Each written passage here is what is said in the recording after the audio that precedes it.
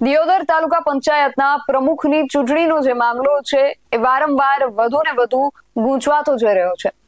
ગત 25મી તારીખે જ્યારે ચૂંટણી યોજાનાર હતી ત્યારે ત્યાં જે ભારતીય જનતા પાર્ટીના જે ચૂંટાયેલા સભ્યો હતા એમાંથી 2 સભ્યો વચ્ચે આંતરિક ઝઘડો થાય છે અને એ લોકો ઝઘડતા જે સભાખંડ હતો એ છોડીને ત્યાંથી નીકળી જાય છે અને બાદ ચૂંટણી અધિકારી જે હતા એમણે ચૂંટણી જે છે મુલતવી રાખી હતી અને આજે એટલે કે 27મી તારીખે ફરી આ ચૂંટણી જે છે યોજાનાર હતી અને આ ચૂંટણી ફરી એકવાર હવે આડા પટે ચડી ગઈ છે કારણ કે હવે ચૂંટણી ક્યારે યોજાશે તેને લઈને કોઈ નક્કર માહિતી કે કોઈ તારીખો સામે નથી આવી અને ફરી એકવાર દિયોદર તાલુકા પંચાયતની ચૂંટણી જે છે એ ડખે ચડી ગઈ છે અને આ બાબતને લઈને હવે કોંગ્રેસ છે એની ધીરજ ખૂટી છે અને કોંગ્રેસ આ બાબતને લઈને હવે ફર્યું છે।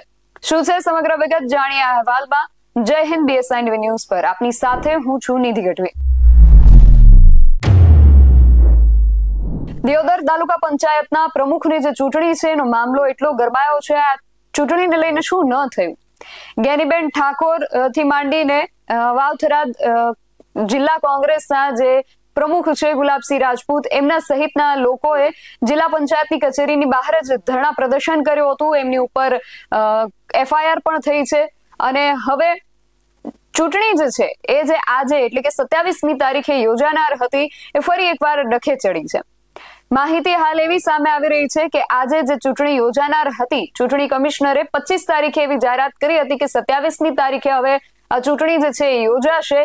એ હવે આજે પણ નથી યોજાઈ કારણ કે જે ચૂંટણી અધિકારી છે એમની તબિયત લથડી છે અને એમને હોસ્પિટલમાં દાખલ કરવા પડ્યા છે અને હવે ચૂંટણી વારંવાર મુલતવી રહેતા કોંગ્રેસ જે છે એ ફર્યું છે। આ બાબતને લઈને કોંગ્રેસના જે ગુજરાત પ્રદેશ પ્રમુખ છે અમિત ચાવડા એમણે પણ પોતાનો રોષ વ્યક્ત કર્યો છે અને આ રોષ વ્યક્ત કરતા અને આક્ષેપો કરતા અમિત ચાવડાએ શું કહ્યું છે એ સાંભળીએ। ભાજપની આખી સરકાર અને ભાજપના નેતાઓ સત્તા મેળવવા માટે તમામ નીતિ નિયમો કાયદાને નેવે મૂકીને કામ કરવા માટે અધિકારીઓ પર જે દબાણ કરી રહ્યા છે એનો દાખલો દિયોદરમાં આપણે 25 તારીખે જોયો। 25 તારીખે તાલુકા પંચાયત દિયોદરમાં પ્રમુખ ઉપપ્રમુખની ચૂંટણી હતી। કોંગ્રેસ પાસે 12 સભ્યો ચૂંટાયેલા છે, ભારતીય જનતા પાર્ટી પાસે 10 સભ્યો છે। બહુમતી કોંગ્રેસ પાસે હોવા છતાં મીટિંગ શરૂ થતાની સાથે ભાજપના 2 સભ્યો અંદર ઝઘડો કરે છે ને સ્ક્રિપ્ટ લખેલી હોય એ મુજબ ચૂંટણી અધિકારી અધ્યાસી અધિકારી જે ડેપ્યુટી કલેક્ટર છે એ તાત્કાલિક ચૂંટણી મુલતવી રાખવાની જાહેરાત કરે છે। કોંગ્રેસના એક મહિલા સભ્ય જે પ્રેગ્નન્ટ છે જેને ડેટ 27 તારીખે આપી છે એ વારંવાર વિનંતી કરે છે પણ એમને ધક્કો મારી દેવામાં આવે છે કે તમારી વાત નહીં સંભળાય અને ચૂંટણી અધિકારી 27 તારીખે ફરી બેઠક મળશે એવી જાહેરાત કરે છે।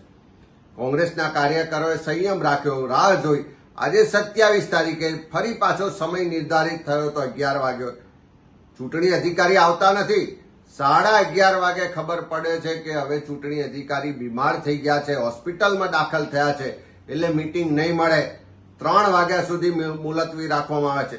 ત્યારે મારી સરકારને કહેવું છે કે આ કાયદાથી ચાલતું શાસન છે પણ તમે કાયદાને ઘોડીને પી જાઓ, અધિકારીઓ પર દબાણ કરો અને ત્યાં વાવથરા જિલ્લામાં જે જાની કરીને RAC અધિકારી છે એના ઈશારે આખું તંત્ર કામ કરતું હોય ત્યારે એવા સંજોગોમાં લોકશાહીની હત્યા છે।